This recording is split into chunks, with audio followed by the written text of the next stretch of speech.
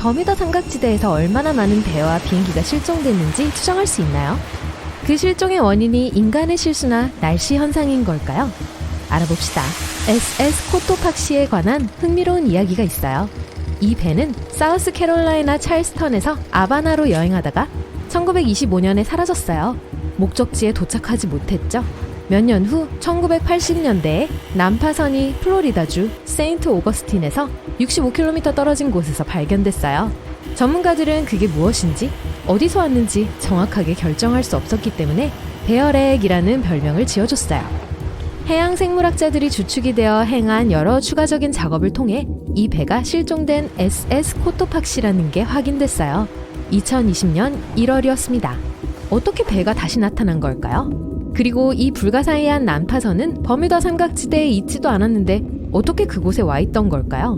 누가 버뮤다 삼각지대라는 용어를 생각해냈는지부터 봅시다. 실제로 지도에서 삼각지대를 정확히 찾을 수 있나요? 아니요, 공식적으로 인정된 곳도 아니에요. 버뮤다 삼각지대는 어떤 세계 지도에도 나타나 있지 않아요. 아무도 이것의 정확한 경계선에 동의하지 않았습니다. 전체 면적에 대한 근사치가 130만에서 390만 제곱킬로미터에 이른다는 추측만이 있죠. 모든 근사치로 볼 때 그 지역은 모호하게 삼각형 모양을 하고 있어요.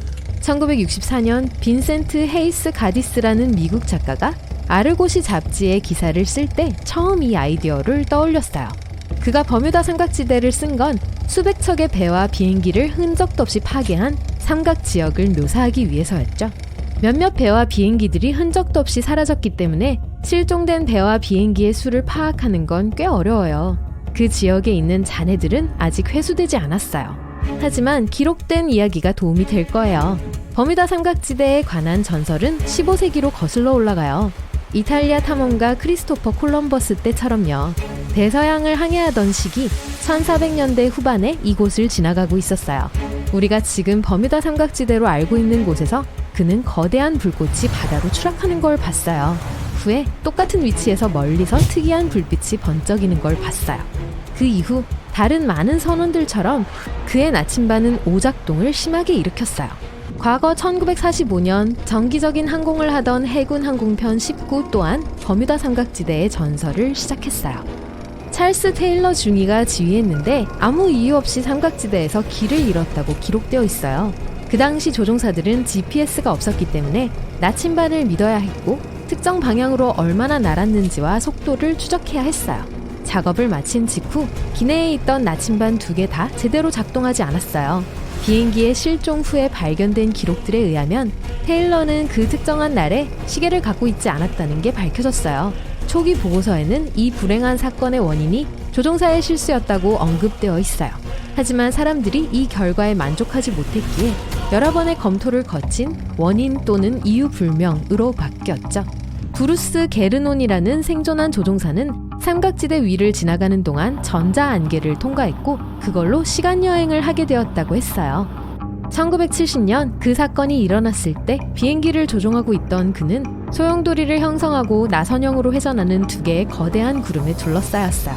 이전에 많은 사람들처럼 내비게이션 장치가 오작동하는 걸 알아차렸어요. 겨우 구름을 뚫고 나왔을 때 비행이 35분밖에 걸리지 않았다는 걸 알았죠.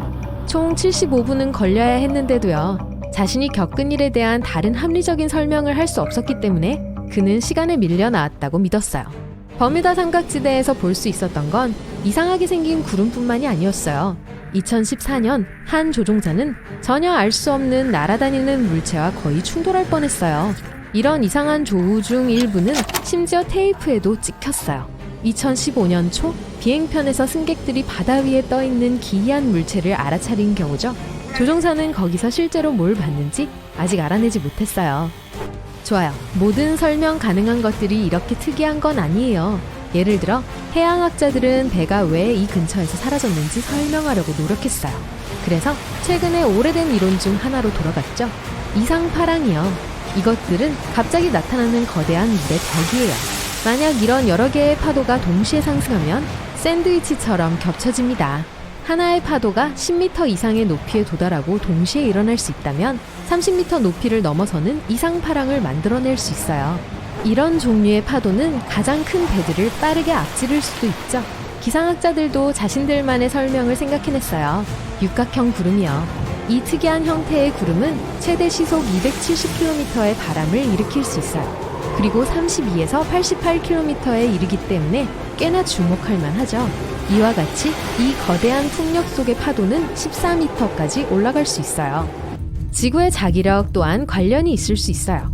버뮤다 삼각지대 내에서 나침반은 움직이는 자북극인 자북보다는 지리적 북극인 진북을 가리켜요.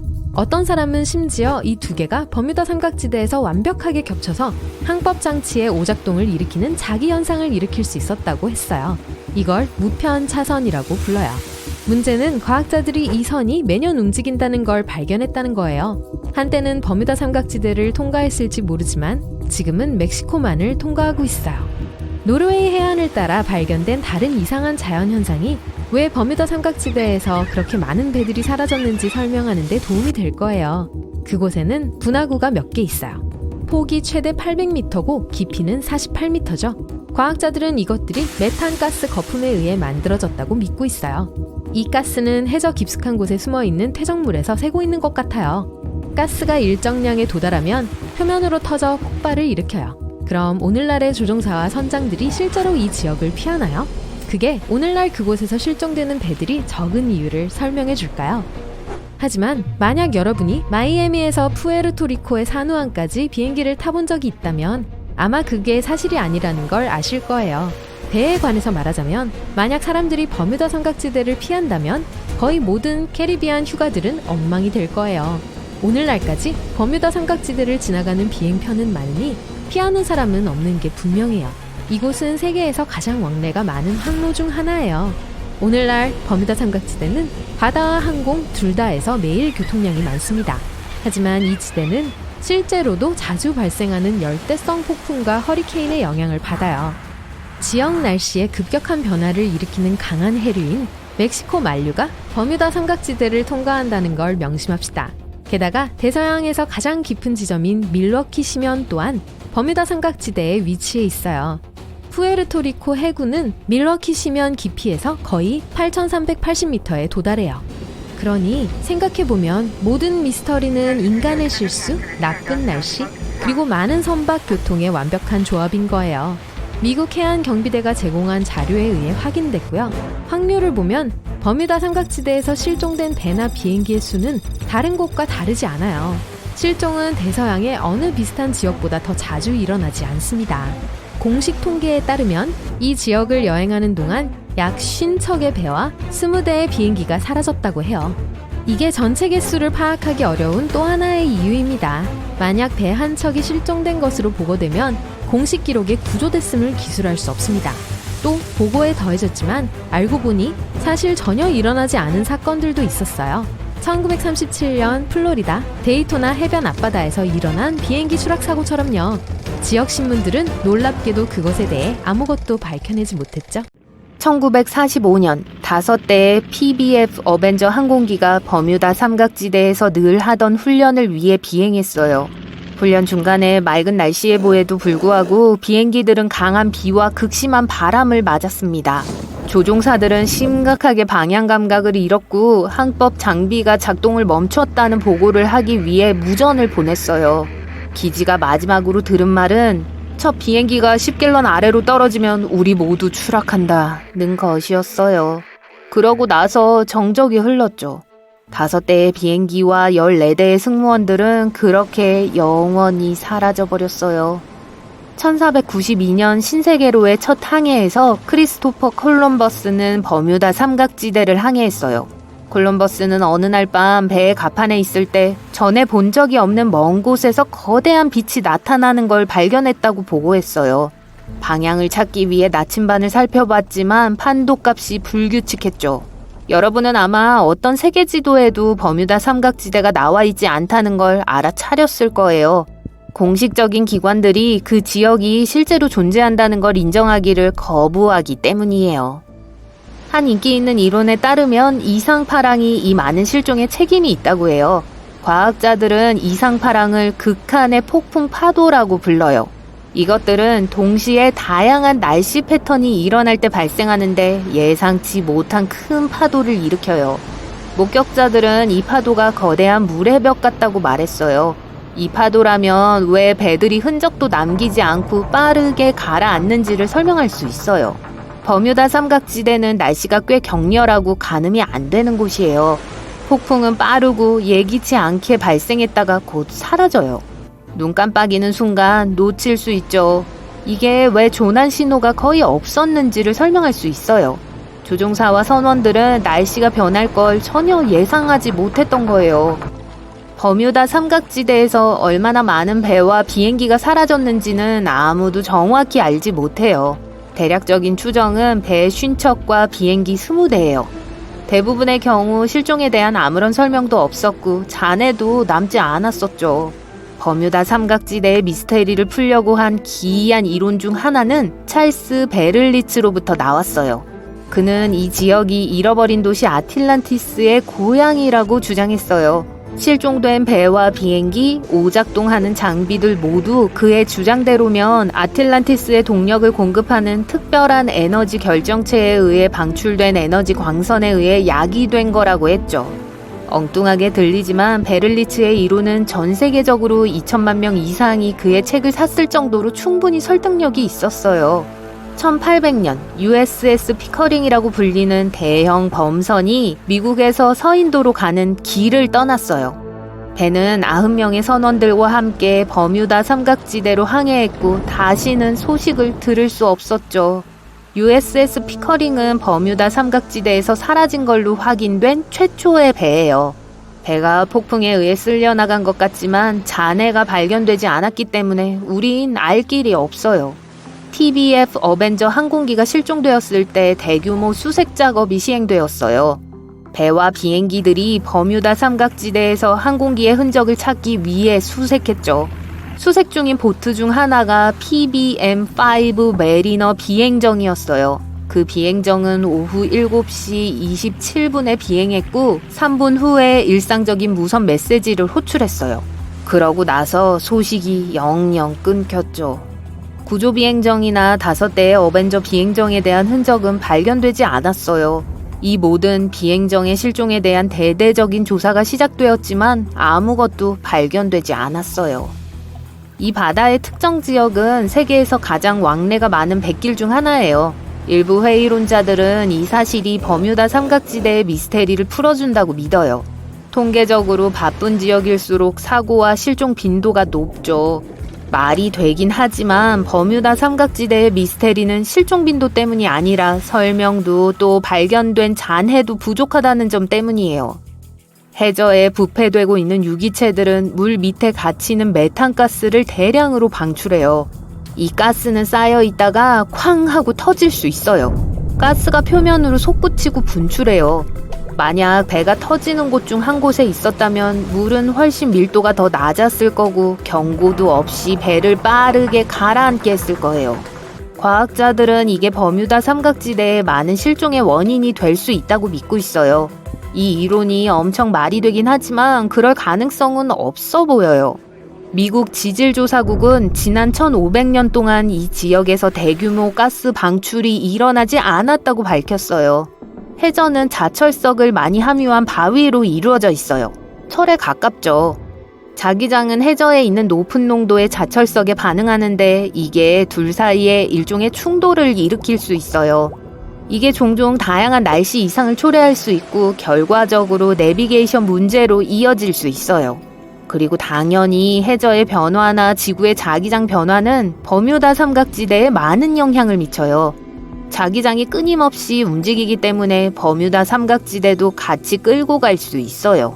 이제 사람들은 삼각지대가 어디에 있는지 알기 때문에 그걸 피하는 건 쉬워요. 아마도 자기 극과 같이 동쪽으로 이동했을 거라고 생각되지만 과학자들은 아직도 그게 몇 년 안에 정확히 어디에 있게 될지는 답을 내리지 못하고 있어요. 어떤 사람들은 모든 재앙을 지구 밖의 초자연적인 활동 탓으로 돌려요. 어떤 사람들은 격렬한 자연현상 때문이라고 생각하죠. 미시건 호수에 또 다른 삼각지대가 있어요. 버뮤다 근처에 있는 것처럼 미시간 삼각지대도 몇몇 실종으로 음울한 평판을 얻었어요. 처음 기록은 1679년으로 거슬러 올라가요. 그 당시 그중 가장 큰 선박 한 척이 탐험에 나섰는데 일단 불길한 삼각지대에 들어서자 다시는 돌아오지 못했어요. 훨씬 후에 비행기 한 대가 이 삼각지대에서 사라졌어요. 그곳의 하늘은 보통 아주 맑지만 1883년에 어떤 사람들은 거기서 비정상적인 걸 목격했어요. 어떤 사람들은 하늘에서 큰 얼음 덩어리가 떨어지는 걸 봤다고 주장했고, 선원들은 심지어 확실한 증거로 얼음 덩어리를 보관하기도 했어요. 한편 태평양 미스테리 지역은 또 다른 삼각지대예요. 도쿄에서 멀지 않은 일본 남해안에는 수많은 배들이 바다에서 흔적도 없이 사라져 운명을 달리한 바다가 있어요. 여길 악마의 삼각지대라고 불러요. 어떤 과학자들은 이 이상현상의 원인이 환경 변화라고 믿어요. 또 태평양 삼각지대의 해저에는 메탄 수화물의 농도가 아주 높아요. 여러분은 원래 항로를 벗어나서 잘못된 방향으로 항해하고 있어요. 삼각지대 근처에는 작은 섬들이 흩어져 있는 카리브해가 있어요. 이곳의 해저는 깊지 않아요. 배는 얕은 물에 들어갈 수 있어요. 이제 배가 모래톱에 갇혔고 여러분은 자신이 어디에 있는지 몰라요. 만약 21세기였다면 배의 선장이 GPS와 다른 현대적인 항법을 사용해 해안에 도착할 수 있었을 거예요. 하지만 가장 흥미로운 건 버뮤다 삼각지대의 영토에서 자북이 이미 오랜 시간 동안 진북과 일치하지 않았기 때문에 이번에는 나침반이 제대로 작동할 거라는 거예요. 무평각선은 여기서 멀리 떨어진 곳에 있어요. 지금은 내비게이션에 아무 문제가 없어요. 하지만 어떤 이유에서인지 여기가 배들이 사라지는 곳이에요. 사실 여기뿐만이 아니에요. 대서양 전역에 걸쳐 수많은 배들이 사라진 곳들이 있어요. 버뮤다 삼각지대는 이런 곳 중 상위 10위 안에 들지도 않아요. 여기서 많은 배들이 사라지는 주요 이유 중 하나는 대서양에서 가장 인기 있는 선박 항로 중 하나가 버뮤다 삼각지대를 통과하기 때문이에요. 그리고 한 곳에 더 많은 배가 있을수록 난파선도 많아지죠. 간단한 확률이죠. 그러다가 점점 이상해져 가요. 다른 이론에 따르면 이 지역에 시공간의 틈이 있다고 해요. 배와 비행기가 이 틈으로 빠져 들어가 과거나 미래로 가게 된다는 거죠. 하지만 어떤 이유에서인지 이 이야기에 대한 단 하나의 증거도 없어요. 어딘가에 틈이 숨겨져 있다고 생각할 이유가 없어요. 외계 문명기지가 버뮤다 삼각지대에 위치해 있다고 해요. 다른 은하에서 온 방문객들은 선원들과 같이 배를 훔쳐 아무도 배의 잔해를 찾지 못하게 하죠. 이것 또한 과학적 근거가 없는 널리 알려진 신화예요. 삼각지대 어딘가에 크라켄이 살고 있어요. 이들은 배를 침몰시키는 거대 오징어이자 선원들 사이에 내려오는 전설이죠. 하지만 거대 오징어는 바다 깊숙한 곳에 살아요. 기차의 반 정도 크기까지 자랄 수 있지만 오징어가 큰 배를 침몰시켰다는 사례는 기록된 적이 없어요. 그리고 버뮤다 삼각지대에는 한 번도 보인 적이 없어요. 옛날 사람들은 이 생명체들의 존재를 몰랐기 때문에 이걸 처음 봤을 때 거대하고 끔찍한 괴물로 묘사한 거예요. 대왕 오징어는 지구상에서 가장 찾기 힘든 생물 중 하나인데 과학자들은 이들을 찾기 위해 수중 음파 탐지기 장비를 써야 했어요. 오징어들은 어두운 심해를 벗어나는 걸 좋아하지 않고 배에서 나는 소리도 무서워할 거예요. 그러니까 오징어가 용의자라는 건 오해겠네요. 버뮤다 삼각지대는 세계에서 가장 왕래가 많은 백길 중 하나예요. 일부 회의론자들은 이 사실이 버뮤다 삼각지대의 미스테리를 풀어준다고 믿어요. 통계적으로 바쁜 지역일수록 사고와 실종 빈도가 높죠. 말이 되긴 하지만 버뮤다 삼각지대의 미스테리는 실종 빈도 때문이 아니라 설명도 발견도 잔해도 부족하다는 점 때문이에요. 1492년 신세계로의 첫 항해에서 크리스토퍼 콜럼버스는 버뮤다 삼각지대를 항해했어요. 콜럼버스는 어느 날 밤 배의 갑판에 있을 때 전에 본 적이 없는 먼 곳에서 거대한 빛이 나타나는 걸 발견했다고 보고했어요. 방향을 찾기 위해 나침반을 살펴봤지만 판도값이 불규칙했죠. 여러분은 아마 어떤 세계 지도에도 버뮤다 삼각지대가 나와 있지는 않다는 걸 알아차렸을 거예요. 공식적인 기관들이 그 지역이 실제로 존재한다는 걸 인정하기를 거부하기 때문이죠. 버뮤다 삼각지대에서 얼마나 많은 배와 비행기가 사라졌는지 아무도 정확히 알지 못해요. 대략적인 추정은 배 쉬운 척과 비행기 20대예요. 대부분의 경우 실종에 대한 아무런 설명도 없었고 잔해도 남지 않았습니다. PBF 어벤져 항공기가 실종되었을 때 대규모 수색 작업이 시행되었어요. 배와 비행기들이 버뮤다 삼각지대에서 항공기의 흔적을 찾기 위해 수색했었죠. 수색 중인 보트 중 하나가 PBM-5 메리너 비행정이었어요. 그 비행정은 오후 7시 27분에 비행했고 3분 후에 일상적인 무선 메시지를 호출했어요. 그러고 나서 다시는 소식을 듣지 못했어요. 구조 비행정이나 5대의 어벤져 비행정에 대한 흔적은 발견되지 않았어요.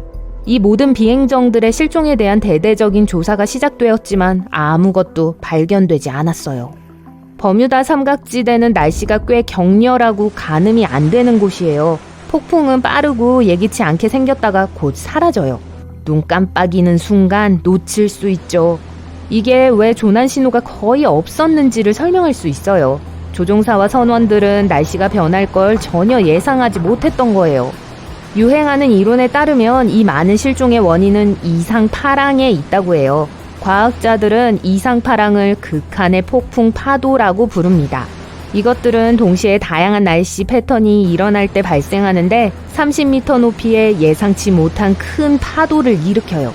목격자들은 이 파도가 거대한 물의 벽 같았다고 말했어요. 이 파도라면 왜 배들이 흔적도 남기지 않고 빠르게 가라앉는지를 설명할 수 있어요. 일본 앞바다에서 태평양의 버뮤다 삼각지대를 찾을 수 있을 거예요. 용의 삼각지대라고 불리죠. 1950년에서 1954년 사이 9척의 배가 이 지역에서 흔적도 없이 사라졌어요. 카이오마루 5호는 이 원인 불명의 실종 사건을 조사하기 위해 보내졌다가 실종됐어요. 이 사건 이후 일본 당국은 이 지역을 위험 지역으로 지정하고 선원들에게 이곳을 피하도록 권장하고 있어요. 어떤 사람들은 모든 재앙을 지구 밖의 초자연적인 활동 탓으로 돌려요. 또 어떤 사람들은 모든 게 맹렬한 자연현상에 의한 거라고 생각하고요. 일부 과학자들은 이상현상의 원인이 환경 변화라고 믿고 있어요. 또한 태평양 버뮤다 지역의 해저에는 메탄 수화물의 농도가 아주 높아요. 이 가스는 폭발하는 경향이 있고 그렇게 될 때 물 표면에 거품이 형성되기 시작해요. 이런 가스 분출은 물에 뜨는 능력을 방해할 수 있고 배를 쉽게 가라앉힐 수 있어요. 이 화학 반응 때문에 남는 흔적도 없는 거죠. 수중 화산은 일본 용해 삼각지대에 대한 가능성 있는 또 다른 설명이라고 해요. 사실 이게 작은 섬들을 무너뜨릴 수 있거든요.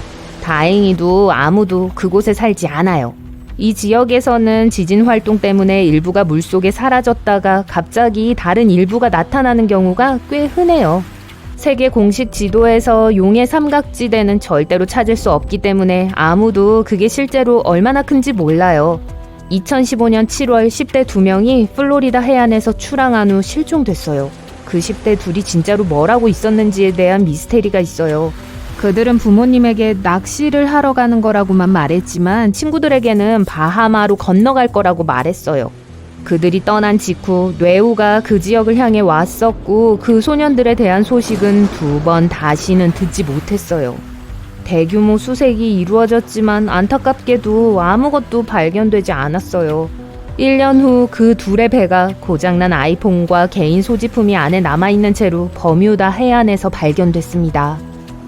버뮤다 삼각지대의 미스테리를 풀려고 한 가장 인기 있는 기이한 이론들 중 하나는 찰스 베를리츠로부터 나왔습니다. 그는 이 지역이 잃어버린 도시 아틀란티스의 고향이라고 주장했어요. 실종된 배와 비행기, 오작동하는 장비들 모두 아틀란티스의 동력을 공급하는 특별한 에너지 결정체에 의해 방출된 에너지 광선이 야기한 거라고 했죠. 엉뚱하게 들리지만 베를리츠의 이론은 전 세계적으로 2천만 명 이상이 그의 책을 샀을 정도로 충분히 설득력이 있었어요. 앞서 버뮤다 삼각지대에서 나침반이 잘 작동하지 않았었는데 두 극의 선이 여기서 일치하기 때문이에요. 진북선과 자북선 말이죠. 이 선에 들어가게 되면 나침반은 이상하게 작동할 거예요. 하지만 자북선은 끊임없이 이동하고 있고 지금은 삼각지대를 훨씬 넘어갔어요.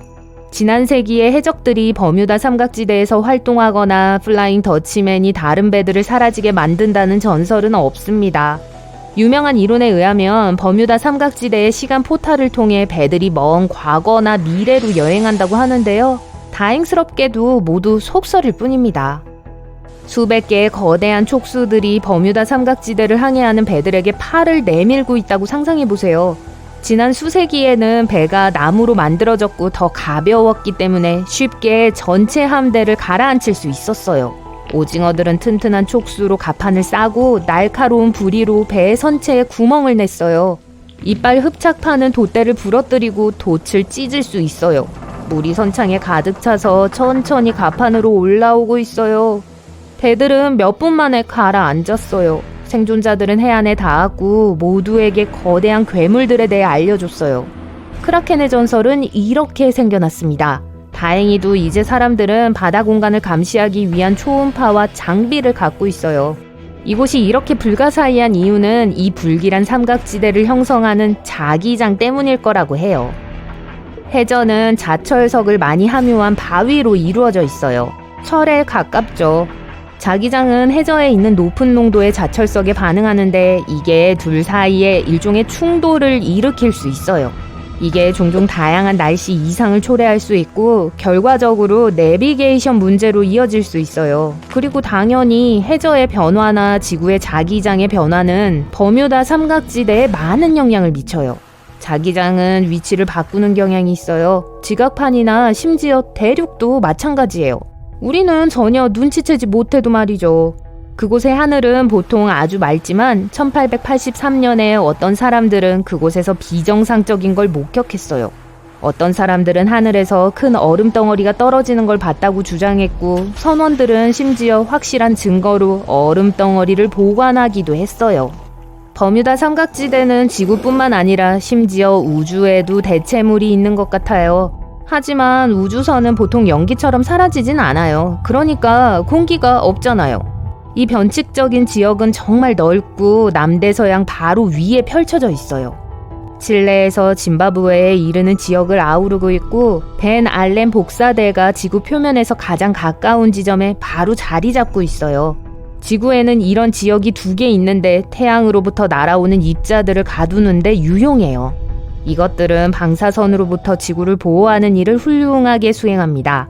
그곳의 자기장은 더 낮아서 지구의 복사대를 지표면에 더 가까이 올 수 있게 해줘요. 위성이 지나갈 때마다 심각한 손상을 초래할 수 있는 방사선에 노출될 거예요.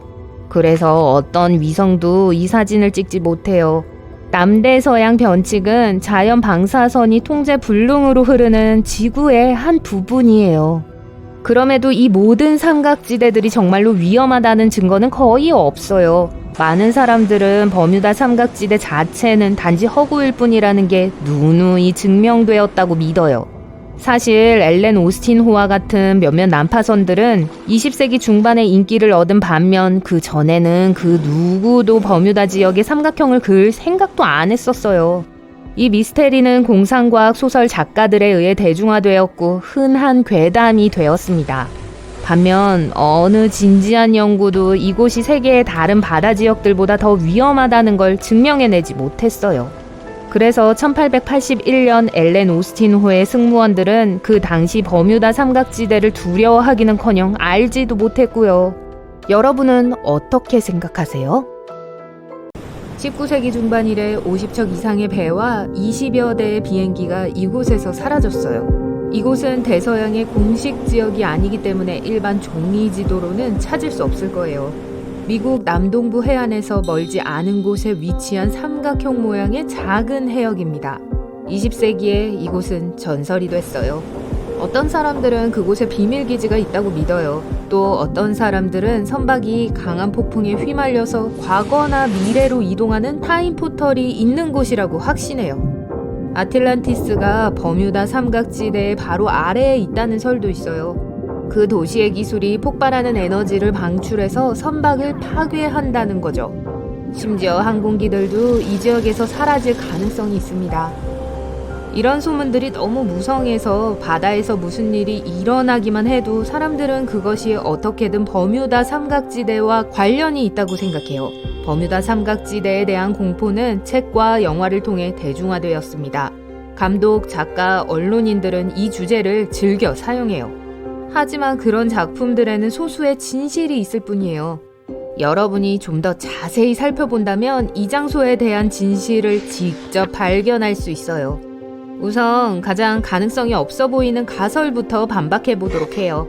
우주물체, 아틀란티스, 시간여행. 이 모든 신화는 20세기 중반에 나타났습니다. 이 시기 이전에는 불가사의한 현상에 대한 어떤 기록도 없었어요. 사람들은 그저 이곳에서 선박 침몰 사고가 빈번하다는 것을 알게 됐어요. 그러다가 한 작가가 삼각지대 바닷속에 아틀란티스가 놓여 있다는 내용의 책을 썼습니다. 저자는 어떤 증거도 제시하지 않았지만 이 가설을 매우 설득력 있게 묘사했어요. 사람들은 책을 읽고 좋아했어요. 인간의 심리는 무언가 비밀스러운 것을 읽는 걸 좋아해요. 다른 사람은 모르는 어떤 것을 배우게 되면 자신이 특별하다는 느낌을 갖게 되죠. 그리고 물론 이 소위 비밀이라는 것을 믿기 시작합니다. 버뮤다 삼각지대의 책이 인기 있었던 한 가지 이유는 바로 그거였어요. 책은 저자를 부자로 만들어줬고 다른 사람들도 같은 방식으로 부유해지고 싶어 했죠. 그 이후로 시간여행과 비밀기지에 대한 몇몇 다른 환상적인 이론들이 등장했습니다. 그 후 사람들은 다큐멘터리를 만들기 시작했어요. 버뮤다 삼각지대의 신비로운 특징을 다룬 이 모든 작품은 실제 사실이 아니라 다른 책들의 이론에 바탕을 두고 있습니다. 이 혼란 속에서 진실을 찾는 것은 불가능해요. 어떤 사람들은 비밀을 발견하기를 좋아해요. 비록 진실이 아니더라도요. 하지만 정말 원한다면 언제든지 진실을 찾을 수 있어요. 그냥 어떤 속설을 선택하고 그것의 실체를 증명할 수 있는 자료를 찾아보세요. 아마도 비과학적인 책과 영화 외에는 아무것도 발견할 수 없을 거예요. 삼각지대에 대해 더 현실적인 자료도 있지만 그것들도 마찬가지로 흥미진진합니다. 한 가설은 선박들이 메탄 때문에 그곳에서 사라진다는 거예요. 메탄가스는 이 지역 해저에 축적되어 있어요. 종종 그곳에서 방출되고 표면으로 올라갑니다. 메탄은 물과 접촉하자마자 거대한 거품을 만들어내요. 그러고 나서 이 거품은 물에 거품을 내고 배를 뒤집는 큰 파도를 만든다는 거죠. 이 이론은 꽤 현실적이고 그러한 자연현상이 존재하지만 버뮤다 삼각지대에는 존재하지 않습니다. 많은 연구 중 어느 것도 메탄가스의 농도가 증가했다는 것을 증명하지 못했어요. 마지막 메탄 분출은 약 15,000년 전에 이곳에서 일어났습니다. 또 하나의 현실적인 이론은 로그 웨이브예요. 이것은 폭풍과 바람 없이 형성되는 거대한 파도예요. 잔잔한 수면이 3초 안에 5층 건물 높이의 큰 파도로 변할 수 있어요. 파도는 배를 침몰시키고 나서 빠르게 사라집니다. 파도가 전혀 없는 듯 다시 바다가 잔잔해져요. 어떤 과학자들은 표면 해류가 강한 역풍과 충돌하여 이런 현상이 생긴다고 믿습니다. 하지만 몇몇 기록된 경우는 바람이 전혀 없었어요. 또 다른 버전은 따뜻한 해류와 차가운 해류의 충돌 때문에 이런 파도가 생긴다고 해요. 하지만 가장 흥미로운 이론은 파도를 형성하는 키네틱 뱀파이어리즘입니다.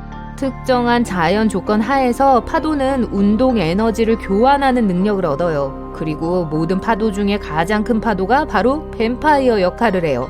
다른 모든 파도에서 에너지를 흡수하죠. 힘이 축적되면 흡혈귀 파도가 에너지를 방출해요. 이것이 파도의 충격력과 파도가 갑자기 사라지는 현상을 설명해 줍니다. 이 모든 이론들이 논리적으로 보이지만 과학자들은 여전히 이 현상의 본질을 알지 못해요. 그래요. 로그웨이브가 선박을 바닷속으로 침몰시킬 수 있지만 버뮤다 삼각지대에서만 일어날 수는 없어요. 이런 파도는 전 세계적으로 매우 드문 현상입니다. 그러니까 다음 이론으로 넘어갈게요. 이곳을 무사히 항해한 사람들 중 일부는 그곳에서 항해 장치가 불안정해졌다고 보고했어요. 나침반과 전자장치가 고장났고 신호와 무선 통신이 두절됐어요. 그 이유를 찾기 위해 우주에서 버뮤다 삼각지대를 살펴보도록 할게요. 특별한 센서와 장치를 사용해보면 버뮤다 삼각지대에서 지구의 자기장이 약해진 것을 볼 수 있을 겁니다. 이 자기장은 태양 복사로부터 우리를 보호하는 방패예요. 국제우주정거장의 우주비행사들은 버뮤다 삼각지대가 지구의 다른 어떤 지역보다 더 많은 태양의 입자를 받는다고 말합니다. 따라서 이 지역에서는 전자제품이 불안정해져요. 하지만 그런 고장은 인공위성과 다른 우주 물체들이 지구의 대기권을 비행할 때는 발생하지 않아요. 자기장이 약해진 지역은 전 세계적으로 존재하고 항해를 방해하는 일은 거의 없어요. 즉, 선박과 비행기가 이러한 조건에서도 안정적으로 작동한다는 걸 의미하죠. 그럼에도 불구하고 나침반은 삼각지대에서 제대로 작동하지 않아요. 자기 이상 현상이 항법 시스템에 영향을 미칠 수 있을까요? 이 이론은 빠르게 반박되었어요. 과학자들은 정기적으로 이 지역의 자기 지도를 확인했지만 정상적인 수준에서 벗어나지 않았습니다. 나침반의 기능이 불안정한 이유는 이상 현상 때문이 아니에요. 버뮤다 삼각지대는 지구상에서 진북과 자기극이 만나는 몇 안 되는 장소 중 하나예요. 진북은 지리적인 북극입니다. 자기극은 계속해서 지구 주위를 돌면서 북쪽으로 곧장 이동하고 있어요. 때때로 이 극이 충돌하여 무편각선 현상을 일으킵니다. 만약 이 선에 위치하면 나침반은 이상하게 작동하면서 친정한 북쪽을 가리키지 않을 거예요. 그래서 20세기 초에 이곳에서는 많은 배들이 사라졌습니다. 사람들은 평범한 나침반을 사용했어요. 그들은 현대적인 항법 기술을 가지고 있지 않았어요. 그래서 나침반이 제대로 작동하지 않으면 끔찍한 결과를 초래할 수도 있었죠. 여러분이 1901년의 선장이라고 상상해보세요. 나침반이 길을 안내하고 있어요. 육지에 도착하려면 항상 북쪽으로 항해해야 해요. 그러다가 버뮤다 삼각지대에 진입하게 됐어요. 나침반을 보면 화살표의 위치가 약간 바뀐 것을 알 수 있어요. 이제 방향을 바꿔야 해요. 그 방향이 틀리다는 걸 모르고 있어요. 길을 잘못 들어서 결국 카리브해 지역으로 가게 돼요. 이 지역은 작은 섬들로 가득해요. 해저도 그리 깊지 않아요. 배가 좌초됩니다. 여러분은 갇혔고 어디에 있는지도 몰라요. 그런 식으로 이 지역에서 여러 척의 배가 사라졌어요. 하지만 GPS를 가지고 있었다면 길을 잃지 않았을 것이고 안전하게 육지로 항해했을 거예요. 그런데 21세기에는 이 지역에서 나침반을 문제없이 사용할 수 있습니다. 왜냐하면 자기 북극이 버뮤다 삼각지대에서 더 이상 진짜 북극과 교차하지 않기 때문이에요. 무평각선은 다른 곳으로 옮겨졌어요. 하지만 여전히 어떤 이유에선지 선박은 이곳에서 길을 잃어요. 이제 버뮤다 삼각지대에서 발생하는 문제에 대한 가장 예상치 못한 설명에 도달했어요. 네, 이 지역에서는 가끔 선박이 사라지는 경우가 있습니다. 그 이유는 바로 물, 바다, 자연이에요. 불행하게도 전 세계 곳곳에서 선박이 침몰해요. 버뮤다 삼각지대만 두려워할 필요가 없어요. 대서양에는 더 많은 수의 선박이 사라지는 곳이 있어요.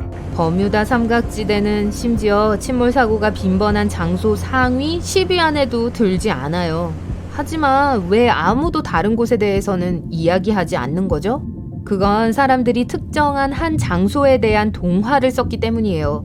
대서양에서 가장 인기 있는 배 항로 중 하나는 버뮤다 삼각지를 통과합니다.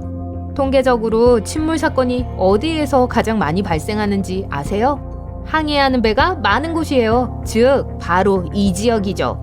이 지역에 대한 유일한 사실은 이곳에 폭풍이 잦다는 겁니다. 하지만 나쁜 날씨와 사나운 바다가 항상 배를 가라앉히는 것은 아니에요. 또한 종종 허리케인이 이 지역에서 형성됩니다. 버뮤다 지역은 높은 대기압을 가지고 있어요. 이 압력은 폭풍 구름을 버뮤다 삼각지대로 향하게 만들어요. 강한 바람과 큰 파도는 배를 침몰시킬 수 있고 번개는 비행기를 손상시킬 수 있지만 이곳에만 국한된 일이 아니에요. 그러니까 모든 문제를 버뮤다 삼각지대의 탓으로 돌리지 마세요. 그곳은 아름답고 그림 같은 곳으로 많은 관광객들을 끌어들이고 있어요. 19세기 중반 이래 50척 이상의 선박과 20대 이상의 비행기가 버뮤다 삼각지대에서 사라졌어요. 이 지역은 어느 지도에도 표시되어 있지 않고 대서양의 공식적인 지역도 아니에요. 이 거대한 수역은 미국 남동부 해안에서 멀지 않은 곳에 위치해 있고 여전히 많은 선원들을 두렵게 해요. 하지만 여러분은 두려움 없이 이곳에 특별한 것이 없다는 것을 증명하고자 합니다. 작은 어선을 타고 버뮤다 삼각지대의 중심으로 향해요. 엔진을 끄고 기다립니다. 몇 시간이 지났어요. 해가 지평선 아래로 지고 밤이 찾아와요. 해안으로 돌아가려고 하는데 갑자기 너무 고요해집니다. 그러다가 물 튀기는 소리가 들려요. 바다 위를 보니 수백 마리의 물고기가 수면 위로 헤엄치는 게 보여요. 뭔가 큰 것에 겁을 먹은 것 같아요. 깊은 물속에 사는 무언가요. 곧 크고 반짝이는 눈과 배를 향해 뻗는 긴 족수가 보입니다. 버뮤다 삼각지대에 관한 가장 끔찍한 신화 중 하나가 사실이었나 봐요. 배를 물밑으로 끌고 간다는 대왕 오징어요. 이 오징어에 대한 이야기는 버뮤다 삼각지대 신화가 등장하기 훨씬 전에 등장했어요. 수세기 동안 노르웨이와 그린란드에 선원들은 무서운 바다 괴물 크라켄에 대한 이야기를 해왔어요. 이야기에 따르면 크라켄은 거대한 족수로 배 가판을 부수고 배를 물속으로 끌고 내려간다고 합니다. 이 괴물은 옆이 아닌 밑에서 접근하기 때문에 이를 보는 건 불가능해요. 하지만 이 모든 것은 단지 이야기일 뿐이에요. 비로소 19세기에 이 괴물의 존재에 대한 과학적인 증거가 등장했어요. 알려지지 않은 오징어 부리가 덴마크 해안에서 발견되었습니다. 부리는 지름은 약 7.6cm로 사람 손바닥만한 크기였어요. 크라켄이 진짜라는 건 분명해졌죠. 그리고 그건 그저 대왕 오징어의 한 종류예요. 그 이후로 21종 이상의 대왕 오징어가 묘사되었어요. 하지만 이 괴물이 등장하는 첫 번째 비디오는 2004년 버뮤다 삼각지대에서 멀지 않은 북대서양의 바다에서 녹화되었습니다. 해양 생물학자들은 깊은 곳에서 오징어를 유인하기 위해서 미끼를 사용했어요. 이 거대한 괴물의 길이는 약 9.1m로 지하철 칸의 절반 정도였어요. 갑자기 바다의 어둠 속에서 나타나서 족수로 미끼를 꽉 쥐며 재빨리 공격했어요. 그 이후로 많은 오징어의 발견이 사진과 영상에 기록되었습니다. 거대한 오징어가 해안으로 떠밀려왔고 배를 지나쳐 헤엄쳐갔어요. 일부 기록에 따르면 지금까지 발견된 것 중 가장 큰 괴물은 길이가 18m였고 무게가 거의 1톤이나 나갔다고 합니다. 이건 대형 버스 크기예요. 어떤 과학자들은 대왕 오징어가 농구장 크기의 거의 2배인 45.7m에 이를 수 있다고 믿습니다. 하지만 크기가 크다고 배를 침몰시킬 수 있는 건 아니에요. 오징어가 배를 침몰시킬 수 있도록 돕는 첫 번째는 서프라이즈 효과예요. 오징어는 깊은 물속에서 나오기 때문에 가판에서 볼 수 없어요. 하지만 괴물은 배를 멀리서도 볼 수 있죠. 세계에서 가장 큰 눈을 가지고 있거든요. 눈 하나가 농구공 정도의 크기예요. 대왕 오징어의 시력은 어둡고 깊은 물속 아주 멀리서도 먹이를 볼 수 있어요. 지구상의 대부분의 생명체는 그런 조건에서 볼 수 없어요. 자, 오징어가 여러분의 배를 보고 먹이라고 판단합니다. 재빨리 보트에 다가와 촉수로 공격해요. 오징어는 8개의 팔다리와 부리 모양의 입으로 먹이를 가져오는 데 사용하는 2개의 더 긴 촉수가 있어요. 팔다리는 날카로운 이빨로 채워진 수십 개의 흡착판으로 덮여 있어요. 오징어가 일단 잡으면 아무것도 빠져나갈 수 없어요. 오징어가 촉수로 배를 휘감아요. 양팔에 달린 이빨로 가판을 물어뜯어요. 2개의 긴 촉수가 공포에 질려 이리저리 뛰어다니는 여러분을 붙잡을 수도 있어요. 물에 가라앉을 때까지 배를 좌우로 흔들 수 있어요. 2개의 긴 촉수를 물리치려다가 넘어집니다. 오징어 8개의 팔이 더 강하게 배를 쥐어짜고 있어요. 배의 선체가 갈라지는 소리가 들려요. 오징어가 크긴 하지만 그렇다고 큰 금속 물체를 침몰시키지 못해요. 아마도 버뮤다 삼각지대에서 사라진 거대한 배들을 침몰시킬 수 없었을 거예요. 오징어가 깊은 물속으로 헤엄쳐가는 모습을 봅니다.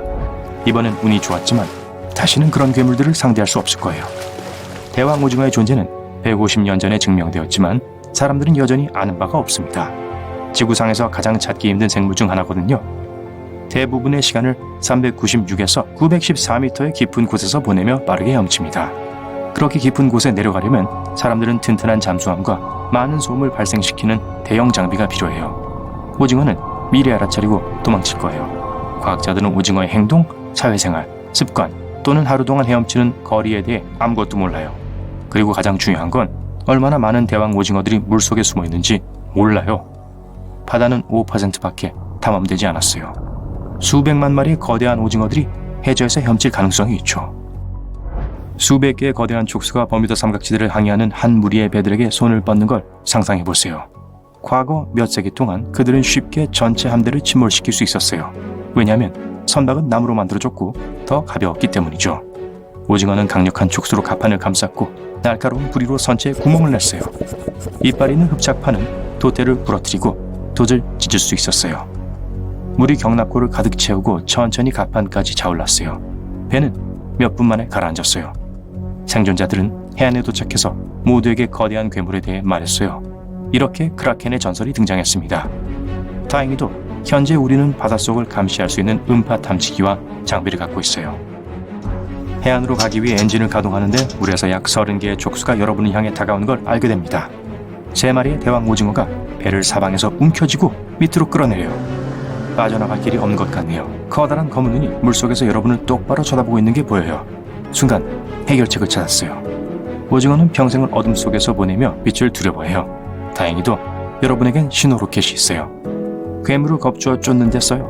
오징어는 다시 물속으로 내려가지만 잠시뿐이에요. 바다에 로켓 몇 발을 더 발사하고 두려움의 비명을 질러요. 빨간 불빛이 어두운 바다를 밝히고 여러분은 수백 개의 움직이는 촉수를 보게 돼요. 모두 재빨리 불빛을 피해 안전한 거리로 헤엄쳐 도망가요. 전속력으로 해안으로 향하면서 모든 신호탄을 물속으로 쏩니다. 오징어들이 가까이 다가올 기회를 주지 않아요. 마침내 육지에 도착하게 되고 다시는 이곳에 오지 않을 거라고 다짐합니다. 나쁜 소식은 이 생물이 버뮤다 삼각지대에만 헤엄치는 것이 아니라는 거예요.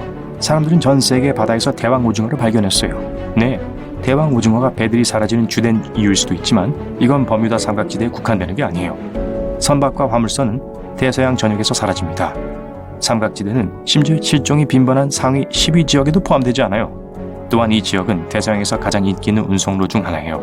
그리고 더 많은 배가 항해할수록 더 많은 실종 사고가 발생하겠죠. 많은 과학자들은 이곳에서의 실종 이유가 강한 폭풍과 허리케인 때문이라고 믿고 있습니다. 버뮤다는 고기압 지역에 위치했는데 이 고기압은 뇌우를 삼각지대 쪽으로 보내요. 이곳의 파도는 배를 뒤집을 수 있는 극에 이릅니다. 천둥과 번개가 자주 치면 비행기는 불능이 돼요. 지구의 자기장은 삼각지대에서 약해져요. 자기장은 태양 입자를 물리치는 방패막 역할을 하죠. 여기선 태양 복사가 대기의 상층을 통과해서 전자기기 작동에 부정적인 영향을 미칠 수 있어요. 또한 버뮤다 삼각지대가 자기 이상 현상의 중심이라는 이론도 있어요. 하지만 과학자들은 이 지역의 자기 지도를 여러 차례 확인했고 어떤 특이점도 발견하지 못했습니다. 1945년 5대의 TBF 어벤저 항공기가 버뮤다 삼각지대 주변에서 일상적인 훈련을 위해 비행에 나섰습니다. 훈련 중 맑은 일기예보에도 불구하고 항공기는 강한 비와 강풍을 맞았어요. 조종사들은 매우 당황했고 항법 장비가 작동을 멈췄다고 보고하기 위해 기지에 무전을 쳤습니다. 한 대라도 연료가 10갤런 아래로 떨어지면 모두 함께 내려갑니다. 라고 마지막 교신을 한 후 정적이 불렀어요. 5대 여객기와 14명의 탑승객은 다시는 발견되지 않았고 소식이 끊겼습니다. 1492년 크리스토퍼 콜럼버스는 신세계로 향하는 첫 번째 항해에서 버뮤다 삼각지대를 향했어요.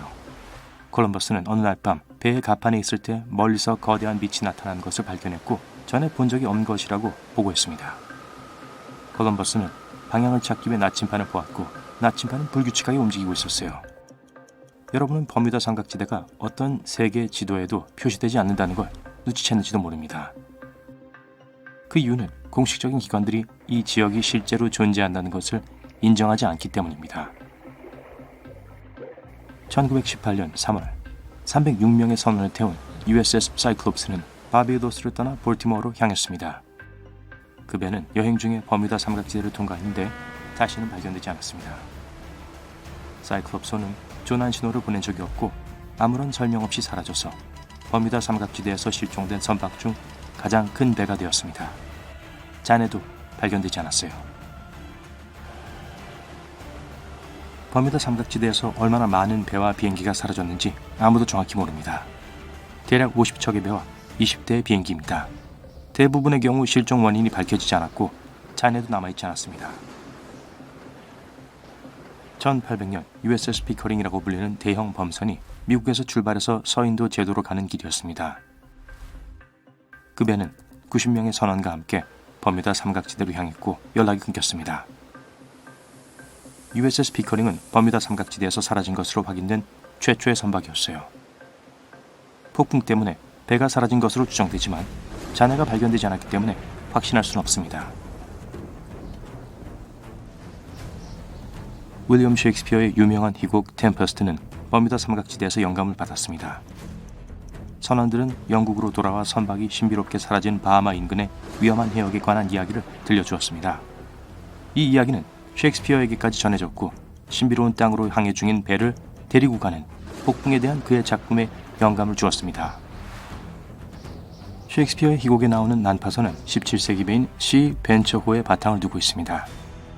이 배는 영국에서 버지니아로 보급품을 나르던 중에 버뮤다 삼각지대의 거대한 폭풍을 만났습니다. 시벤처는 3일 동안 폭풍에 시달리고 난 후 간신히 해안에 도달했습니다. 난파선의 생존자들은 황량한 버뮤다에서 9개월 동안 발이 묶였습니다. TBF 어벤저 항공기가 실종되었을 때 대대적인 수색작전이 실시되었습니다. 배와 비행기들은 항공기의 흔적을 찾기 위해 버뮤다 삼각지대를 수색했습니다. 수색선 중 하나는 PBM-5 메리너 비행정이었어요. 그 비행정은 오후 7시 27분에 이륙했고 3분 후에 일상적인 라디오 메시지를 보냈습니다. 그 후 다시는 소식이 없었습니다. 구조 비행정이나 어벤저 5대의 흔적은 발견되지 않았습니다. 이 모든 비행기가 사라진 것에 대해 대규모 조사가 시작되었지만 아무것도 발견되지 않았습니다. 버뮤다 삼각지는 공인된 곳이 아니기 때문에 아무도 정확한 위치와 크기를 모릅니다. 어떤 사람들은 버뮤다 지역 주변 약 130만 평방킬로미터에 걸쳐 있다고 믿고, 또 어떤 다른 사람들은 삼각지대 크기가 390만 평방킬로미터에 달한다고 믿습니다.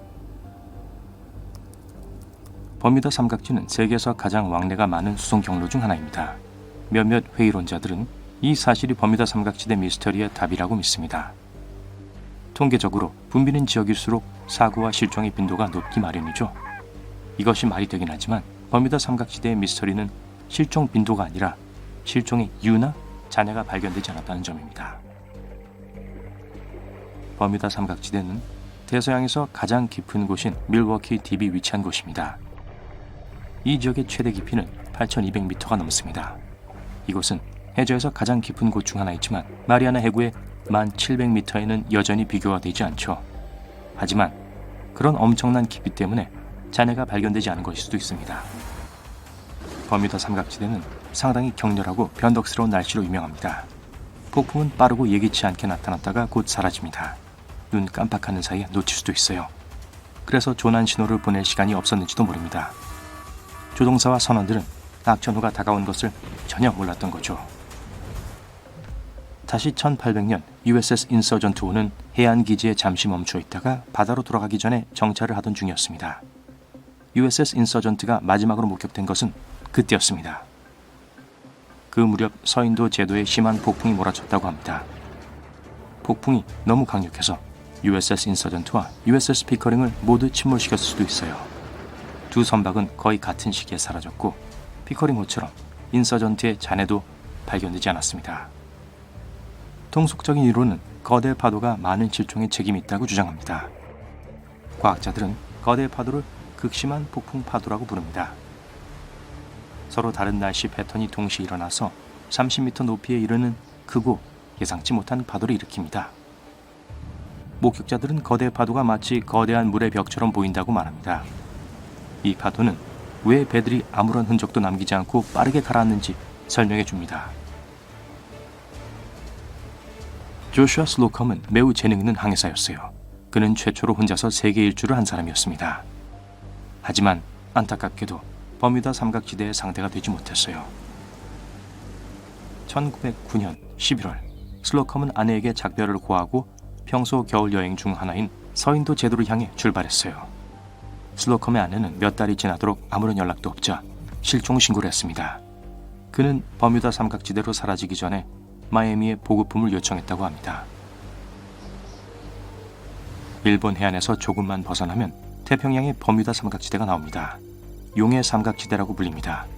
1950년과 1954년 사이에 이 지역에서 9척의 배가 흔적도 없이 사라졌습니다. 가이오 마루 5호가 이 설명할 수 없는 실종 사건을 조사하기 위해 보내졌는데 이 선박마저도 사라졌습니다.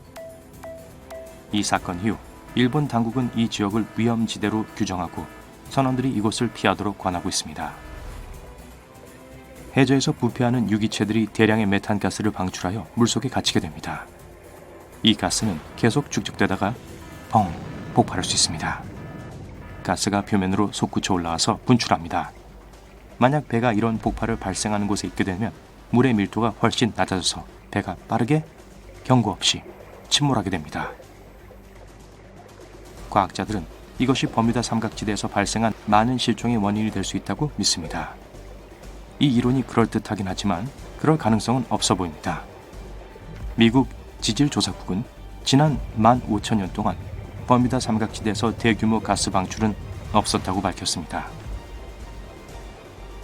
2015년 7월 플로리다 해안에서 출항한 2명의 10대가 실종되었습니다. 두 10대가 무엇을 하고 있었는가는 미스터리입니다. 그들은 부모님에게 그냥 낚시하러 간다고 말했지만 친구들에겐 바하마로 건너간다고 말했어요. 그들이 떠난 직후 일련의 뇌우가 그 지역을 향해 이동했고 소년들의 소식을 다시는 들을 수 없었습니다. 24,000km에 걸친 대대적인 수색 작업이 이루어졌지만 안타깝게도 아무것도 발견되지 않았습니다. 1년 후 고장난 아이폰과 일부 개인 소지품이 남겨진 이 두 10대의 배가 버뮤다 해안에서 발견되었어요. 버뮤다 삼각지대 미스터리를 풀기 위한 가장 인기 있고 기이한 이론 중 하나는 찰스 베를리츠의 이론입니다. 그는 그 지역이 잃어버린 도시 아틀란티스가 있던 곳이라고 주장합니다. 그의 말에 따르면 실종된 배와 비행기 그리고 고장난 장비는 모두 아틀란티스를 움직이는 특별한 에너지 결정체가 뿜어내는 에너지 광선에 의해 발생했다고 합니다. 황당하게 들리지만 베를리츠의 이론은 전 세계적으로 2천만 명 이상의 사람들이 그의 책을 살 정도로 충분히 설득력이 있었어요. 어떤 사람들은 여전히 이 지역을 항해하는 걸 두려워해요. 왜냐하면 19세기 중반 이후 배 50척과 20대 넘는 비행기가 이곳에서 사라졌기 때문이죠. 이곳은 대서양의 공식적인 지역이 아니기 때문에 일반 종이 지도에선 찾아볼 수 없어요. 미국 남동부 해안 근처의 삼각형 모양의 상상 속의 물의 영역이에요. 이제 우린 그곳에 대한 모든 썰과 근거 없는 이야기를 밝히기 위해 그곳으로 가고 있어요. 가장 인기 있는 이론은 한때 아틀란티스라는 고대 도시가 지금의 버뮤다 삼각지가 있던 곳에 있었다는 거예요. 그곳엔 지구상의 어느 누구보다 더 진보된 문명이 살고 있었다고 해요. 이 지역엔 무한한 에너지를 만들어내고 도시 전체에 동력을 공급하는 신비로운 크리스탈이 설치되어 있었어요. 그러다 도시가 침수되었고 그 폐허는 여전히 대서양 바닥에 가라앉아 있다는 거예요. 하지만 그 폐허 중에는 아직도 크리스탈이 작동하고 있는 곳이 있다고 해요. 이것이 대부분의 실종의 원인이라는 거죠.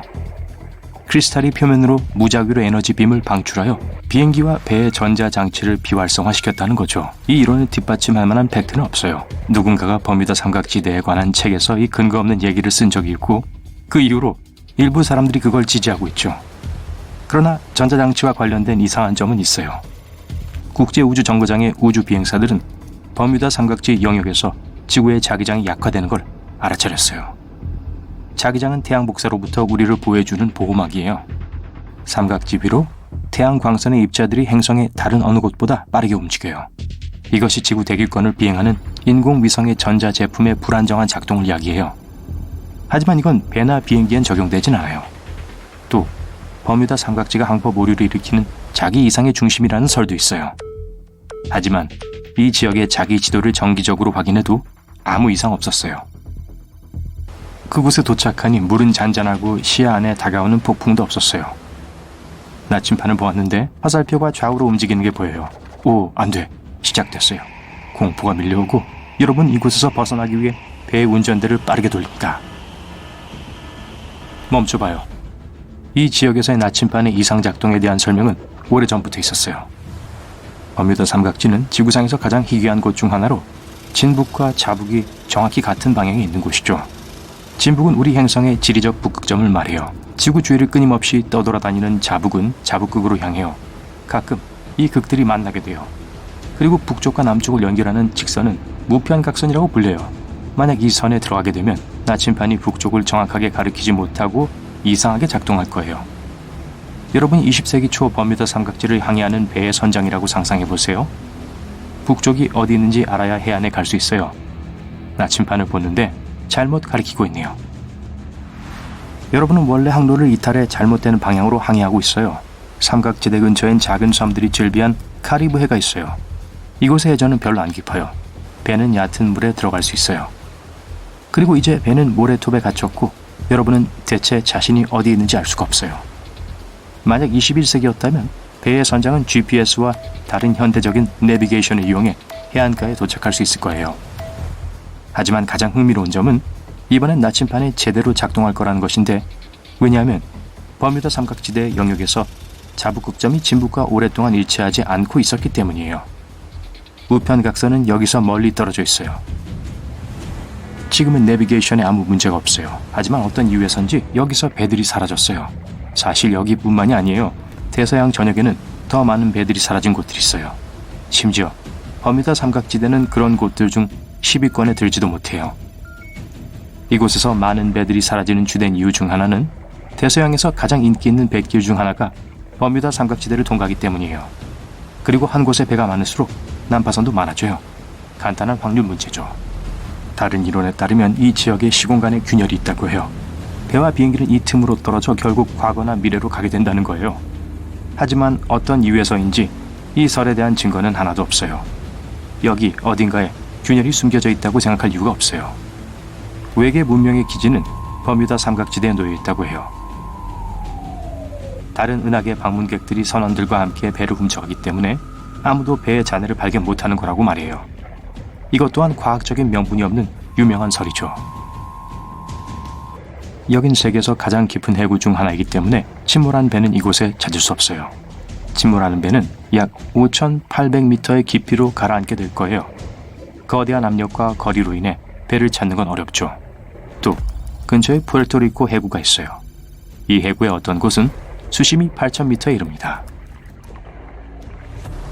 삼각지 어딘가에 크라켄이 살고 있어요. 이것은 배를 침몰시키는 거대한 오징어이며 선원들 사이에 퍼진 전설이죠.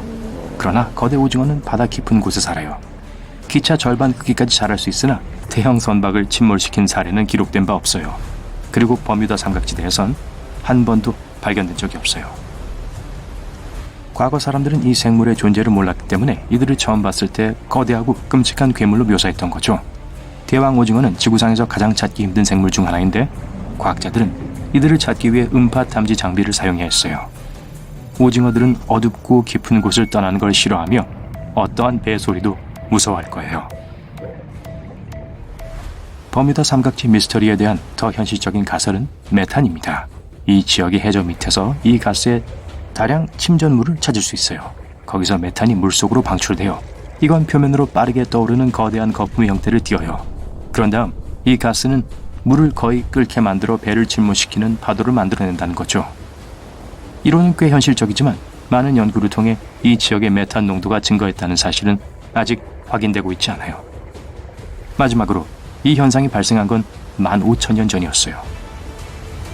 또 다른 신빙성 있는 이론은 거대파의 출현을 시사해요. 바람 한 점 없는 맑고 잔잔한 바다를 상상해보세요. 갑자기 시끄럽게 웅웅거리는 소리가 들려요. 몇 초 후에 30m 높이의 거대한 파도가 잔잔한 수면에 나타나 여러분의 배 위로 떨어져요.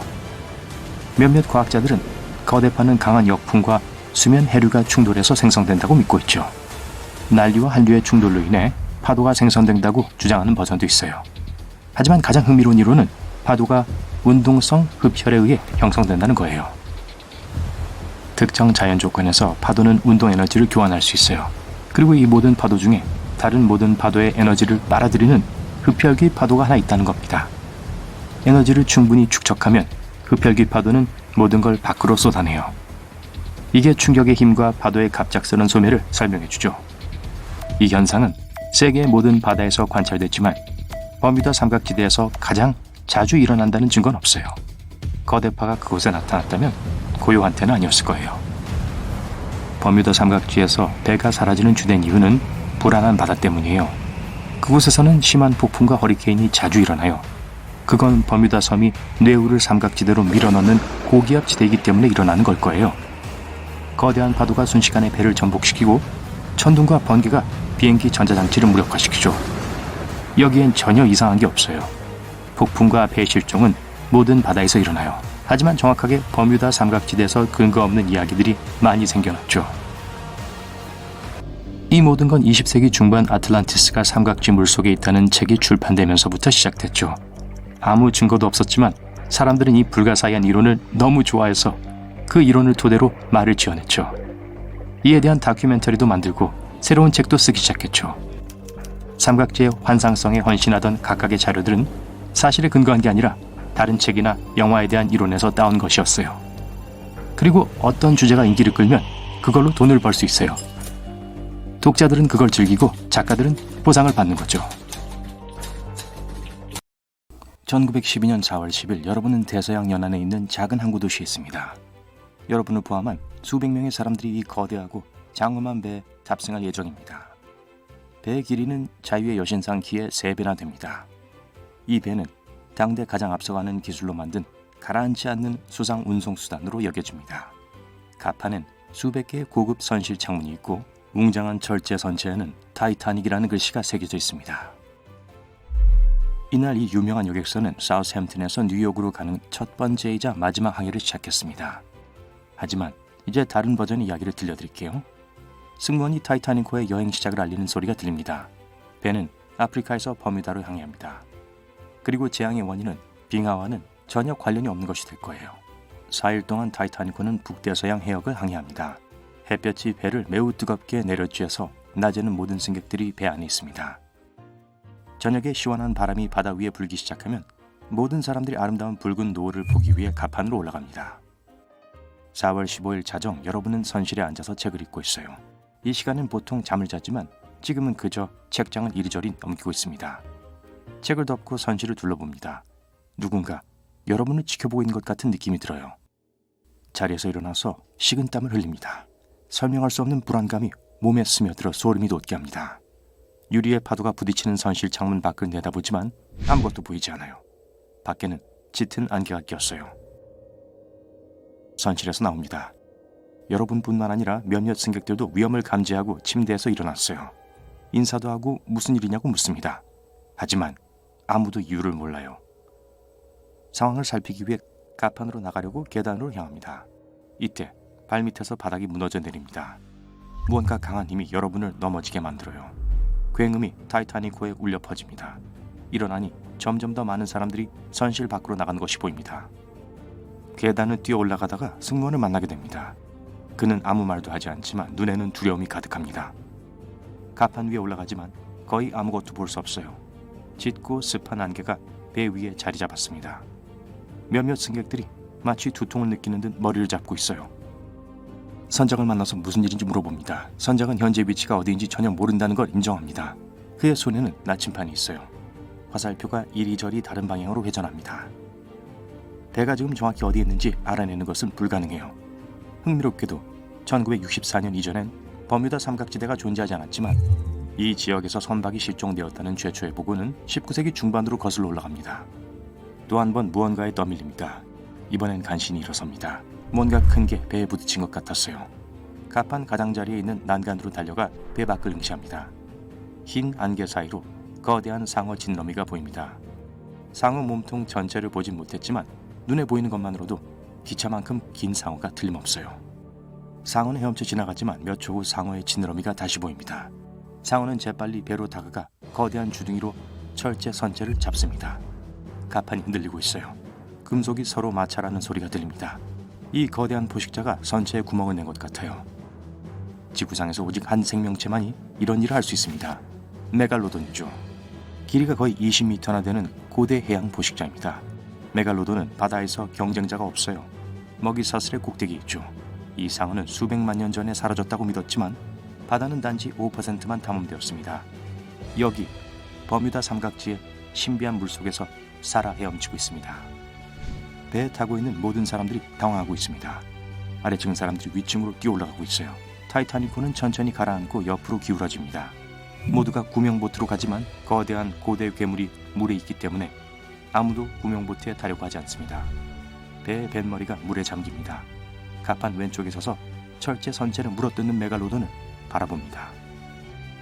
여러분은 배의 뒷부분 구역에 있는 사람들에게 메갈로돈이 다른 곳에 있어서 아직 대피할 시간이 있다고 소리칩니다. 승객이 탄 첫 구명보트가 물 위로 내려갑니다. 어떤 승객들은 그냥 뛰어내립니다. 다행히 타이타닉호가 침몰한 곳보다 물이 훨씬 따뜻해요. 여러분은 구명조끼를 입고 물로 뛰어듭니다. 메갈로돈은 배를 공격하여 더 깊은 물속으로 끌고 갑니다. 타이타닉호 부엌에서 나는 음식 냄새에 끌렸나봐요. 여러분은 배의 표류 화물과 구명보트 사이에 있습니다. 드디어 안개가 걷힙니다. 별이 빛난 하늘과 달이 해수면을 비춥니다. 사람들이 여러분을 도와 구명보트에 오르도록 도와줍니다. 모두가 침몰하는 배에서 최대한 멀리 항해하려고 합니다. 여러분은 타이타닉호 주변에 헤엄치고 있는 거대한 상어를 봅니다. 이 순간 뭔가가 상어의 주위를 분산시키고 포식자는 사라집니다. 배의 절반 이상이 이미 수면 아래에 있고 나머지 절반은 마치 촛불이 물 밖으로 튀어나온 것처럼 보입니다. 바다는 고요하고 하늘은 맑고 구름 한 점 없고 바람도 불지 않습니다. 옆에서 보니 타이타닉호 뒷부분에 거대한 파도가 덮치는 걸 볼 수 있어요. 높이가 15m, 5층짜리 건물 정도 됩니다. 파도는 타이타닉을 마치 종이로 만들어진 배처럼 쉽게 쓰러뜨립니다. 괴물 파도는 예기치 않게 출현한 것처럼 갑자기 순식간에 사라져버립니다. 방금 거대한 파도를 목격했어요. 이런 현상은 전 세계에서 일어납니다. 거대한 파도가 갑자기 나타나 배를 부수고 흔적도 없이 사라집니다. 과학자들은 아직도 이런 파도의 정확한 성질을 밝혀내지 못하고 있습니다. 하지만 가장 그럴듯한 이론에 따르면 이 파도가 키네틱 뱀피리즘에 의해 형성된다고 합니다. 특정한 자연 조건 하에서 파동은 축적되고 운동 에너지를 교환합니다. 모든 파도 중에 다른 모든 것의 에너지를 흡수하는 흡혈귀 파도가 있습니다. 에너지가 많이 축적되면 거대한 파도가 형성되고 모든 것을 덮칩니다. 어떤 사람들은 버뮤다 삼각지대에서 배가 자주 사라진 것은 이런 거대 파도 때문이라고 믿고 있습니다. 배에 탄 사람들은 침착하게 하늘로 조명탄을 쏘아 보냅니다. 바다를 보고 있는데 물 위에 메갈로돈의 삼각형 지느러미가 쏟아있는 걸 볼 수 있습니다. 돛단배만 한 크기만 한데 지금 다가오고 있어요. 최대한 빨리 노려졌고 사람들이 비명을 지르며 도움을 청합니다. 도망갈 가망은 없어요. 전설적인 괴물이 점점 가까워지고 있어요.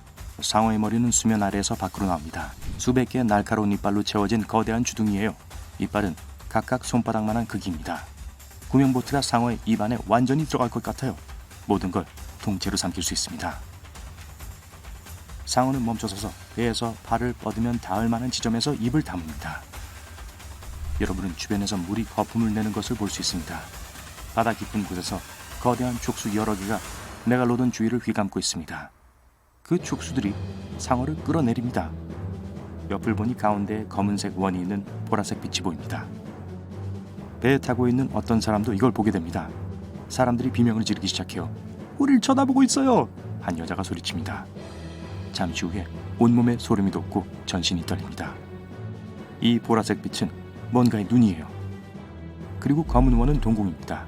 지금 여러분을 보고 있는 생명체는 너무 커서 배가 마치 쌀알처럼 보여요. 크라켄이에요. 거대 오징어는 수백 척의 배를 침몰시켰지만 아직 그 존재가 누구에게도 증명되지 않은 고대 괴물입니다. 다행히 지금 앉아있는 보트는 너무 작아서 크라켄의 흥미를 끌 수 없어요. 눈이 더 멀리 깊은 곳으로 들어가는 걸 볼 수 있습니다. 거대한 촉수가 몸부림치는 메갈로돈을 깊은 물속으로 끌어당깁니다. 1시간이 지나고 또 다른 대형 여객선이 타이타닉 침몰 지점에 도착합니다. 모든 승객들이 구조되었습니다. 여러분은 타이타닉호가 얼마 전에 항해했던 잔잔한 바다를 돌아봅니다. 여러분은 구조선에 올라 다시는 항해를 하지 않겠다고 스스로에게 다짐합니다.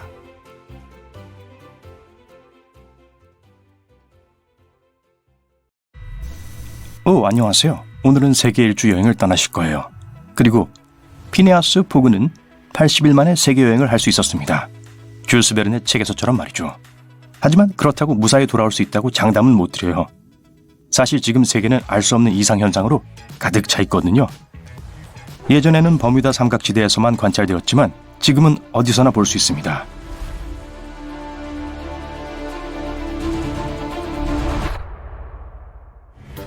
우리의 여정은 뉴욕에서 출발할 거고 첫 번째 목적지는 로스앤젤레스입니다. 여기로 가는 가장 좋은 방법은 비행기를 타는 거예요. 평범한 비행기라도 심한 폭풍을 견딜 수 있도록 설계되어 있긴 하지만 이 비행기는 특별합니다.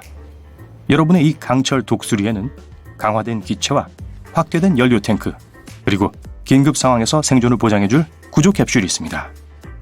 자, 맑은 하늘로 떠나보죠. 흰 구름, 밝은 태양이 나 있고 난기류는 전혀 없습니다. 그런데 갑자기 이 평화가 강한 바람과 검은 구름, 번갯불에 의해 산산조각이 납니다.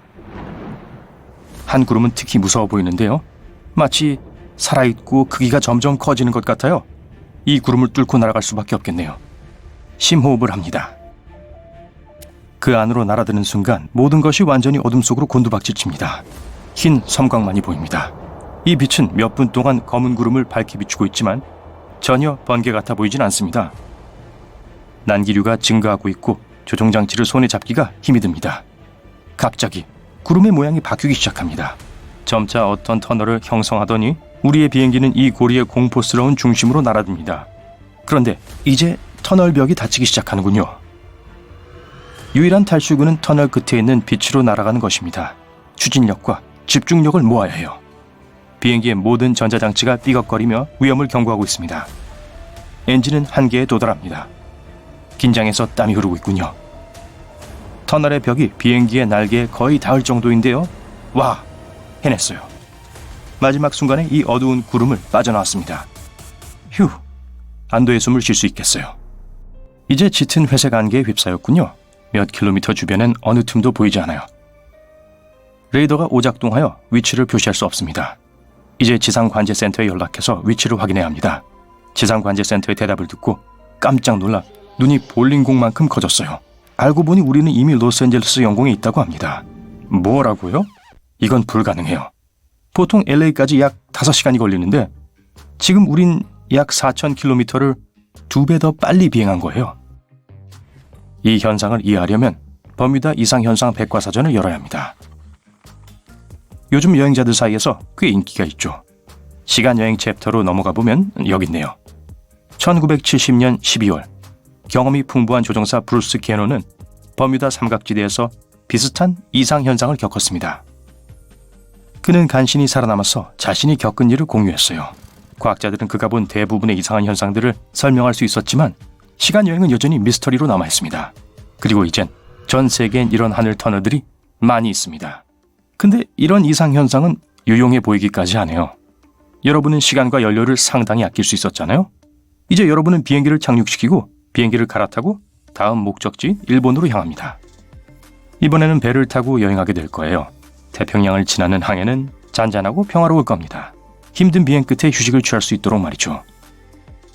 몇 주 후 선장이 다리에서 내려와 끔찍한 사실을 보고합니다. 바다에서 길을 잃었다네요. 승객들은 충격을 받습니다. 어떤 사람들은 선장을 무능하다고 비난하며 소리치기 시작합니다. 이에 선장은 항해에 도움을 줘야 할 나침판을 보여줍니다. 기기가 미친 듯이 움직이네요. 나침판의 화살이 시계의 초침처럼 돌고 있어요. 갑자기 여러분에게 어떤 생각이 떠오릅니다. 또 다른 이상현상의 지역인 악마의 바다에 들어간 것 같아요. 이곳은 버뮤다 삼각지대처럼 신비로운 곳인데 이상현상 백과사전에는 빨간 점으로 표시되어 있습니다. 1950년에서 1954년 사이에 많은 배와 수백 명의 선원들이 흔적도 없이 이곳에서 사라졌습니다. 일본은 1955년에 실종 원인을 찾기 위해 연구선 카이오마루 5호를 이곳에 보냈는데요. 불행히도 그 배 역시 흔적도 없이 사라졌어요. 하지만 이제 우리는 이 지역의 모든 나침판을 미치게 만드는 지자기 이상 현상이 있다는 걸 알고 있습니다. 이는 수중 땅 속의 높은 금속 함량 때문인데요. 자석 나침판 화살표는 이런 것에 매우 민감합니다. 그래서 여러분은 이 상황을 스스로 받아들이고 다른 항법 사용을 제안합니다. 라디오나 위성 내비게이션도 작동하지 않습니다. 그래서 여러분은 하늘을 향해 눈을 치켜뜨고 태양을 바라봤어요. 해는 서쪽으로 지고 그곳이 바로 여러분이 가야 하는 방향이니까요. 머지않아 마침내 단단한 땅을 밟게 됩니다. 일본에 오신 걸 환영해요. 기념품 몇 개를 사고 공항으로 갑니다. 이번엔 인도 동쪽 해안으로 향합니다. 비행은 순조롭습니다. 비행기 부품에 오작동이나 난기류가 없군요. 창문을 통해 밤하늘을 관찰하다가 갑자기 이상한 빛을 보게 됩니다. 자꾸 위아래로 움직이는데 다른 승객들은 신경도 쓰지 않습니다. 그들에겐 흔한 일이거든요. 백과사전을 열면 이 이상현상을 처음으로 설명한 사람이 크리스토퍼 콜럼버스라는 사실을 금방 알 수 있습니다. 그는 이 현상이 촛불이 위로 움직이는 것 같다고 했네요. 그는 또한 바다에서 갑자기 불꽃이 튀었다고 썼습니다. 이 모든 것은 그가 신세계로의 첫 여행을 위해 버뮤다 삼각지대를 항해할 때 일어났습니다. 하지만 지금 이 불빛은 지구에서 흔히 볼 수 있는 광경입니다. 인도에서 여러분은 플로리다로 가는 유람선표를 삽니다. 이 여정은 흥미로운 이상현상이 자주 일어나기 때문에 관광객들에게 인기가 많습니다. 지금은 관광여행이 더 많아졌다네요. 그중 첫 번째는 유령선입니다. 이것을 쫓아 몇 주를 항해합니다. 유람선이 유령선에 가까이 다가갈 때마다 물 위에 짙은 안개가 드리워졌습니다. 관광객들은 전망대에 서서 멀리 있는 배의 돛대를 찾았습니다. 하지만 유령선은 상어 지느러미처럼 나타났다가 사라졌습니다. 마침내 여러분은 그 배와 가까워지게 됩니다. 모든 승객들은 유령선에 탑승하려 하지 말고 여객선에 머무를 것을 요청받습니다. 모든 관광객들은 이 유령선이 처음 발견되었을 때의 슬픈 이야기를 알고 있습니다. 1880년 앨런 오스틴은 짙은 안개 속에서 떠다니는 배를 발견했습니다. 선장은 이 배를 정찰할 몇 명을 보냈습니다. 그들은 선원들의 귀중한 화물과 개인 물품을 많이 발견했어요. 하지만 다른 사람들의 흔적은 없었죠. 유령선의 선원들이 모두 사라진 것처럼 보였어요. 앨런 오스틴 호의 선장은 그 유령선을 항구로 견인하여 화물을 팔기로 결정했습니다. 그러나 그들이 항해를 시작하자마자 강한 폭풍우가 배를 갈라 유령선은 사라졌습니다.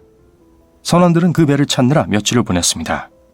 그들은 간신히 다시 배를 찾았지만 유령선의 원래 승무원들처럼 그 유령선의 배에 탔던 그의 선원들도 모두 사라지고 없었죠.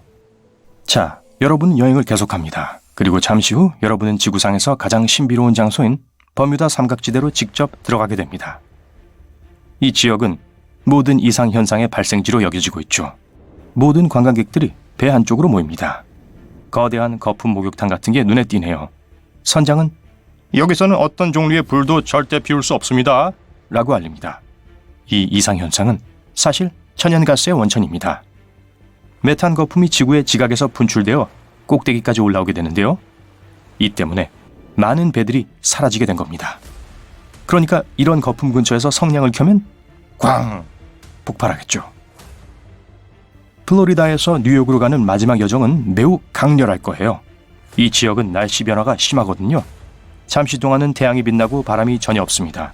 그런데 순식간에 갑자기 강한 폭풍이 몰아칩니다. 말 그대로 매 초마다 번개가 치고 하늘은 온통 검은 구름으로 뒤덮여 있습니다. 그러곤 1분 안에 태양의 광선이 구름을 분산시키고 폭풍은 끝납니다. 이것이 걸프스트림 해류에 의해 야기된 또 다른 변칙입니다. 거대한 양의 따뜻한 공기가 차가운 공기와 만나면 즉각적인 날씨 변화와 격렬한 폭풍이 발생하게 됩니다. 많은 선원과 조종사는 이런 상황에 준비되어 있지 않았고 이로 인해 배와 선원들이 흔적도 없이 사라지게 된 거였어요. 하지만 현재 이런 이상현상은 곳곳에서 발생하고 이에 대한 많은 연구가 이루어졌기 때문에 두려워할 필요는 없습니다. 집에 무사히 도착해서 버뮤다 삼각지대에서 가장 무서운 이상현상을 경험했다고 자랑할 수도 있습니다. 하지만 버뮤다 반바지까지 입으실 필요는 없어요. 그건 좀 과해요.